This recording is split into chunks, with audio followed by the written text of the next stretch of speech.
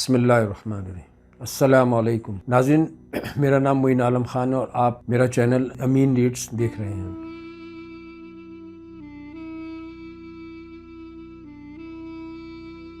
ایک سابق بھارتی منسٹر جسپریت سنگھ، جو کہ انڈیا کے ایک سابق فائنانس منسٹر اور فارن ایکسٹرنل افیئرس کے منسٹر بھی تھے، انہوں نے 2009 کے اندر اپنی ایک کتاب ریلیز کی جس کا نام تھا انڈیا پارٹیشن انڈیپینڈنس۔ دراصل یہ کتاب قائد اعظم محمد علی جناح کے اوپر انہوں نے لکھی تھی۔ ان کا جو پورا لائف اسکیچ تھا اور ان کی زندگی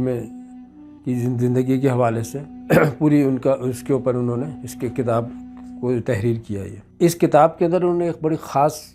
بات لکھی جو کہ ان کی اپنی رائے میں، اور کوئی اس سے اتفاق کرتا ہو یا نہ کرتا ہو، بٹ ان کی اپنی رائے کے اندر انہوں نے اپنی کتاب میں لکھا، میں انگلش کے اندر الفاظ ہیں، ورڈز ہو بہو وہ میں پڑھ دیتا ہوں کہ Pandit Jawahar Lal centralise policy was responsible for partition of subcontinent. یعنی اس وقت کے جو پہلے وزیر اعظم تھے پنڈت جواہر لال نہرو، ان کی اپنی رائے میں ان کی پالیسیز کی وجہ سے، ان کی کچھ ایسی منفی پالیسیز کی وجہ سے یہ برصغیر کا ڈویژن یا بٹوارہ ہوا، اور ان کی اپنی رائے میں، اور اسی وجہ سے اس کتاب کو بین کر دیا گیا انڈیا کے اندر، اور ان کی جو پارٹی تھی بی جے پی، ان کی ممبرشپ جو ہے وہ اسے ختم کر دی گئی۔ اگر ہم تھوڑا سا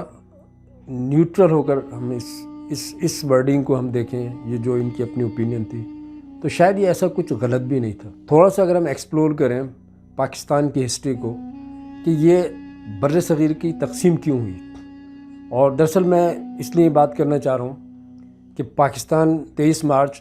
1940 کے اندر، یعنی مارچ کا مہینہ پاکستان کی ہسٹری کے اندر بہت اہم رول ادا کرتا ہے، بہت اہم ہے یہ ڈیٹ، خاص طور پہ 23 مارچ۔ اس حوالے سے میں بات کر رہا ہوں کہ آخر یہ سب کانٹیننٹ کی ڈویژن کیوں ہوئی، کیوں تقسیم ہوا، کیوں دو ملک بنے، کوئی تو وجہ ہوگی اس کی، جبکہ 1000 سال سے مسلمان اور ہندو دونوں آپس میں ایک کمیونٹی کے طور پر رہ رہے تھے۔ تھوڑا سا اگر ہم ماضی میں دیکھیں ہسٹری کو، کانگریس جب مسلم لیگ 1906 میں جو ہے وہ وجود میں آئی، لیکن اس سے پہلے انڈیا کے اندر ایک سیاسی پلیٹ فارم تھا ہندو اور مسلمانوں کے لیے، اس کو انڈین نیشنل کانگریس کا نام دیا گیا، اور یہ 1885 میں بنی۔ اور اس میں تھوڑا سا اگر ہم دیکھتے ہیں تو مسلمان کے علاوہ اس میں ہندوؤں کی ایک بہت بڑی، ہندو اس دور کے جو لیڈر تھے، سیاسی لیڈر، جس میں جواہر لال نہرو تھے اور مہاتما گاندھی تھے اور دوسرے جو ہے وہ ہندو زعما تھے، اس کے علاوہ مسلمانوں میں قائد اعظم محمد علی جناح اور مولانا ابوالکلام آزاد جیسے اہم جو ہے وہ لیڈر مسلمانوں کے اس کانگریس کے اندر ان کی ممبرشپ تھی، اور یہ اس کے سرکردہ جو ہے وہ لیڈر تھے مسلمانوں کی طرف سے۔ پھر اچانک کیا ہوا کہ قائد اعظم محمد علی جناح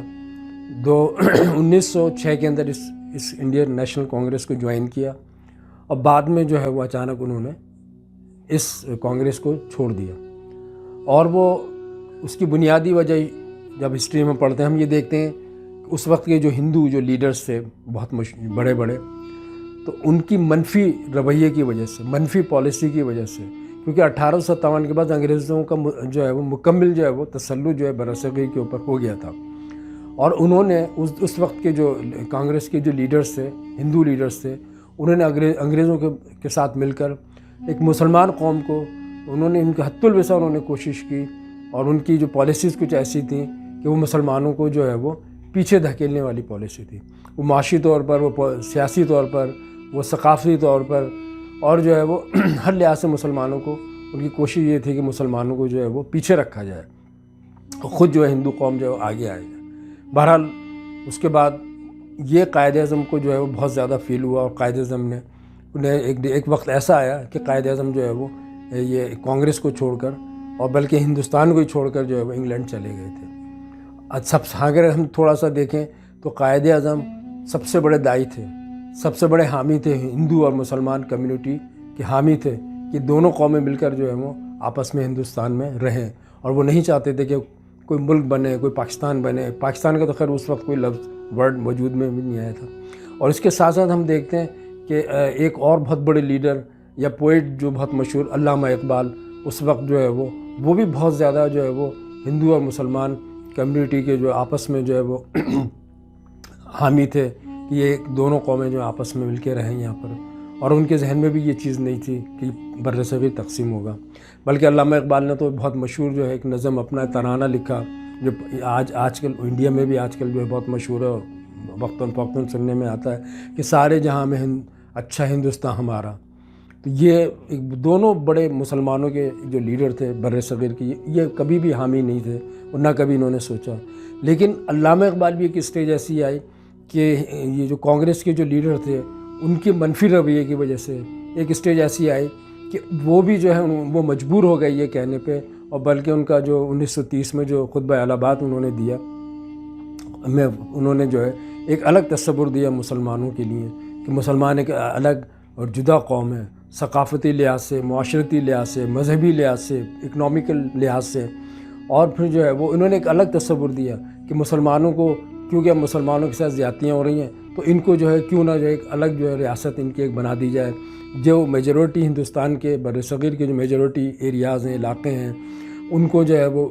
الگ ایک ریاست ڈکلیئر کر دیا جائے. یہ ایک انہوں نے بنیادی ایک تصور دیا تھا علامہ اقبال نے. جبکہ ہم یہ دیکھتے ہیں کہ دونوں قائد اعظم محمد علی جناح اور علامہ اقبال یہ دونوں جو ہے وہ دونوں ہندو اور مسلمان کمیونٹی کے مل کے رہنے کے حامی تھے. لیکن حالات ایسے بن گئے تھے کہ ان کے منفی رویے کی وجہ سے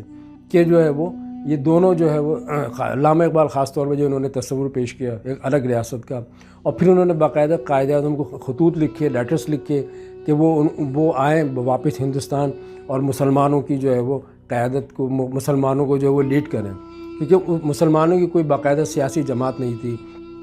جبکہ 1906 میں جب کانگریس جوائن کی تھی اس وقت جو ہے وہ مسلم لیگ جو ہے کا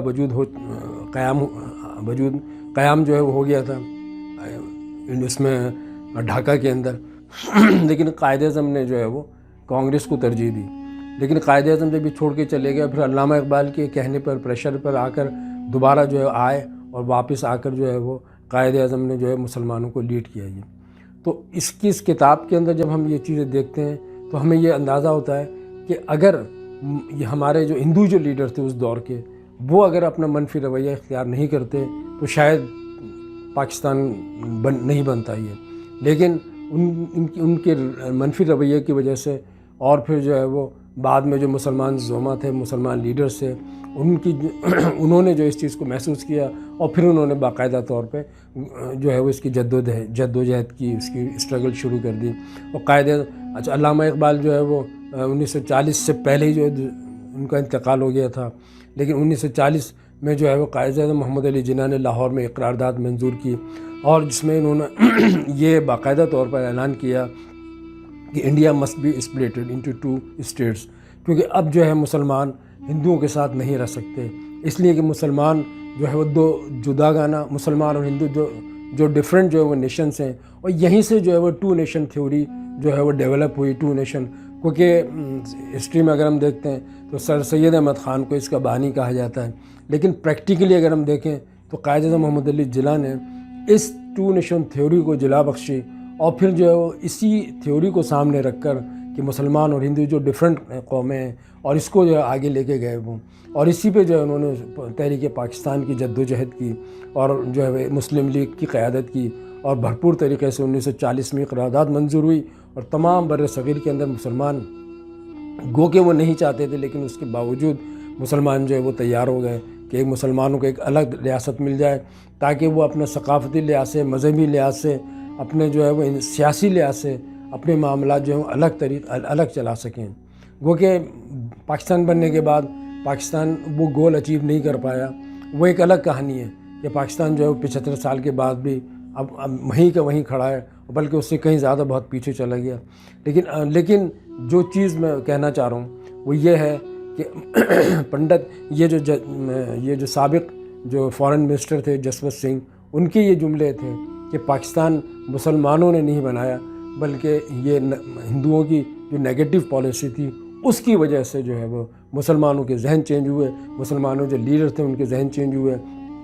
اور انہوں نے پھر یہ ڈیسائیڈ کیا کہ اب یہ جو ہے تقسیم جو ہے وہ ہونا بہت ضروری ہو گئی ہے، کیونکہ کوئی قوم بہرحال مسلمان کا ایک اپنا اسٹیٹس تھا، ان کا اپنا ایک مذہبی سیاسی لحاظ سے مسلمانوں کی ایک الگ حیثیت تھی، اس میں کوئی شک نہیں ہے، اور ہندوؤں کی اپنی الگ ہے مذہبی اور سیاسی لحاظ سے اور ان کی ثقافتی لحاظ سے، یہ دونوں ڈفرینٹ قومیں ہیں، بٹ کیونکہ ہزاروں سال سے یہ جو ایک ساتھ ہی رہ رہے تھے تو اس لیے جو ہے وہ ان دونوں زعما کی اور دیگر مسلمان جو لیڈرز تھے اس دور کے، ان کی کبھی بھی خواہش نہیں تھی کہ یہ بر صغیر تقسیم ہو، یہ بر صغیر کی تقسیم محض اور صرف جو ہے وہ ہندو جو لیڈرز تھے اس دور کے، ان کی منفی اور نیگیٹو پالیسیز کی وجہ سے مسلمان مجبور ہو گئے۔ یہی اس کتاب کا حاصل تھا، اس کتاب کے اندر جو ہے وہ کہا انہوں نے، اور اسی وجہ سے کیونکہ انہوں نے سچ بولا، اور آپ کو پتہ ہے کہ سچ ہمیشہ کڑوا ہوتا ہے، ٹروتھ از اے بٹر، تو سچ جو ہے کڑوا ہوتا ہے، لیکن حقیقت یہی ہے کہ مسلمان اور ہندو جو ہے وہ ٹوٹلی ڈفرینٹ جو ہے وہ قومیں ہیں۔ اس کا اب آگے جو ہے وہ اس وقت ہندوستان میں جو مسلمانوں کے ساتھ حالات چل رہے ہیں وہ اسی کا تسلسل ہے، کنٹینیوٹی ہے، اور لیکن بہرحال اب ہمیں اپنے ملک کے حوالے سے دیکھنا چاہیے، لیکن یہ جو تقسیم ہوئی ہمیشہ سے جو ہے ٹو نیشن تھیوری، یہ جو مسلمان وہ کہ انڈیا کی جو فورن پرائم منسٹر تھی، انہوں نے جب 71 میں مشرقی پاکستان اس میں بنگلہ دیش میں جو ہے وہ تبدیل ہو گیا اور مشرقی پاکستان میں بنگلہ دیش بن گیا، تو اس وقت کی جو پرائم منسٹر تھی انڈیا کی اندرا گاندھی، انہوں نے کہا تھا کہ ہم نے مسلمانوں کے دو قومی نظریے کو بحر بنگال میں جو ہے وہ بے آف بنگال کے اندر ڈبو دیا۔ گو کہ انہوں نے یہ ظاہر اس وقت جملہ ان کو تو سوٹ کرتا تھا، بٹ مسلمانوں کا یہ جو نظریہ ہے کبھی بھی بحر بنگال کے اندر نہیں ڈوبا، یہ ہمیشہ سے زندہ رہے گا، اور یہ اس وقت سے زندہ ہے جب سے محمد بن قاسم نے بر صغیر کے اندر پہلی اینٹ بر صغیر میں پاکستان کی محمد بن قاسم کی آمد سے لگی۔ جب محمد بن قاسم نے بر صغیر میں سندھ میں آ کر سندھ کو فتح کیا، اس دن سے جو ہے اسلام اس خطے میں داخل ہوا، اور اسی دن پاکستان کی بنیاد رکھ دی گئی تھی۔ اب کوئی اس کو مانے یا نہ مانے یہ حقیقت ہے، کیونکہ پاکستانی جو نیشن تھی انہوں نے جس مقصد کے لیے ملک حاصل کیا تھا کیونکہ اس میں فیل ہو گئی، اس کی بہت سی پولیٹیکل ریزن بھی ہو سکتی ہے، اندرونی لوگوں کی بھی جو کمزوریاں ہیں، بیرونی لوگوں نے بھی جو ہے وہ بہت زیادہ سازشیں کی، اور ہم جو ہے وہ گول اچیو نہیں کر سکے، یہ ہماری اپنی کوتاہی ہے۔ لیکن اب تک ہم نے جو کچھ بھی حاصل کیا الحمدللہ، پاکستان اگر تھوڑے سے ہمارے لوگ اسٹیک ہولڈرز جو ہیں وہ سنجیدہ ہو جائیں پاکستان کو آگے لے جانے میں، تو پاکستان ایک بہت ہی جو ہے وہ پروگریسو کنٹری بن سکتا ہے۔ یہ لوگوں میں پوٹینشیل ہے۔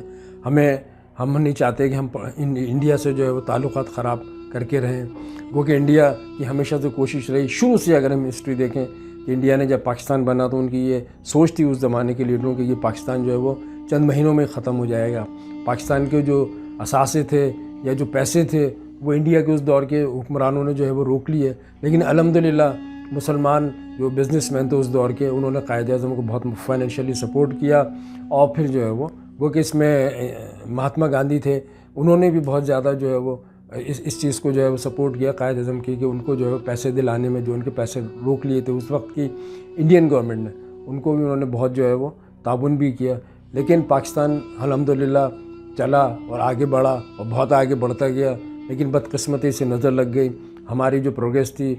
ساؤتھ ایشیا میں بہت زیادہ ترقی تھی ہماری، ہم سب کو پتہ ہے، فائنینشلی اکنامکلی بہت زیادہ جو ہے اسٹرانگ ہو گئے تھے، لیکن بدقسمتی سے ہماری اپنی بدعمالیوں کی وجہ سے آج پاکستان جو ہے وہ بہت کرائسس میں آ گیا ہے۔ لیکن الحمدللہ اگر ہم تھوڑی سی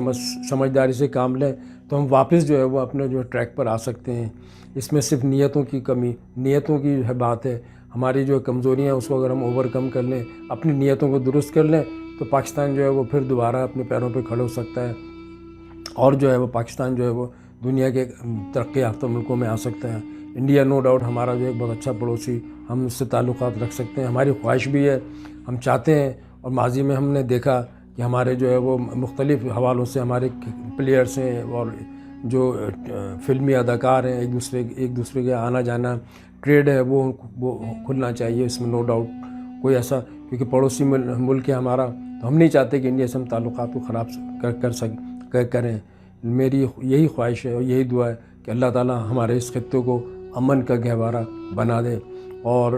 جو ہے وہ دونوں خطے کے غربت وہاں پہ بھی ہے، ایسا نہیں کہ غربت انڈیا میں نہیں ہے، ہم سے زیادہ غربت وہاں پر رہی ہے، ہم سے زیادہ معاملات جو ہیں وہاں بگڑے ہوئے ہیں. ہمارے معاملات الحمدللہ ابھی پاکستان کے اتنے نہیں بگڑے ہیں، لیکن اتنے نہیں بگڑے جتنے وہاں کے معاملات بگڑے ہیں. معاشی طور پہ وہ بظاہر ہمیں بہت اسٹرانگ نظر آتے ہیں، بہت کمزور آتے ہیں، لیکن انشاءاللہ تعالیٰ اگر ہم اپنی نیتوں کو درست کر لیں تو پاکستان ایک دفعہ پھر جو ہے وہ اپنے پیروں پہ کھڑا ہو سکتا ہے. اللہ تعالیٰ ہمارا حامی و ناصر ہو. السلام علیکم.